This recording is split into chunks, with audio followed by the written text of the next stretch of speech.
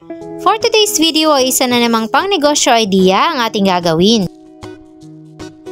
Ang paborito mong kapartner ng tinapay, pwedeng-pwede mo palang gawin sa bahay. Tara at alamin natin kung ano ba ang proseso ng paggawa ng peanut butter. Gagamit tayo ng ½ kilo ng unsalted at hilaw na mani na mabibili natin sa palengke. Sa isang kawali naman ay maglalagay tayo ng maraming mantika. Habang hindi pa mainit ay ilalagay na natin yung ating mani.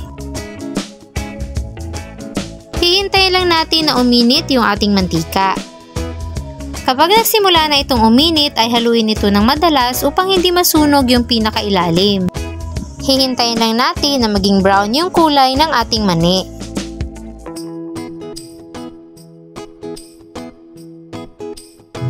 Ganitong kulay yung hinahanap natin. Kapag ganito na ay huwag nyo nang patatagalin pa para hindi ito masunog.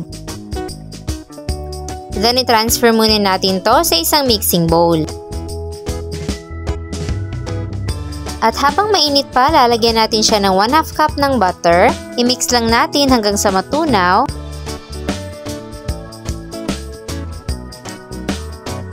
One-third cup ng powdered milk na kahit anong brand para sa dagdag linamnam at 1 cup ng brown sugar. Pwede kayong magdagdag kung sakaling gusto nyong mas matamis. Haluin lang nating mabuti ang lahat ng mga sangkap.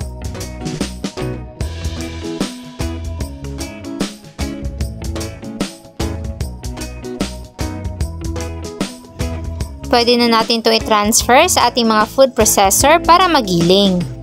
Pwede din kayong gumamit ng blender or ipagiling nyo ito sa palengke. I-check lang natin from time to time kung tama na ba yung consistency ng ating peanut butter.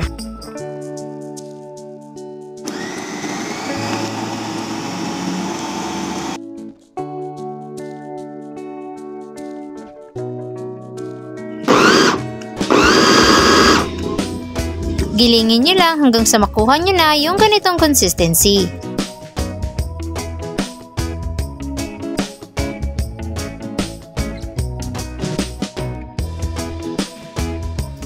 Ayan, at ready na yung ating homemade na peanut butter.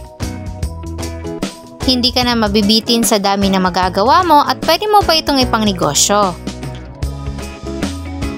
Pwede mo rin itong ipamigay bilang pamasko sa mga taong importante sa'yo. Ilalagay ko lang dyan sa ibaba ang kompletong listahan ng ating mga sangkap.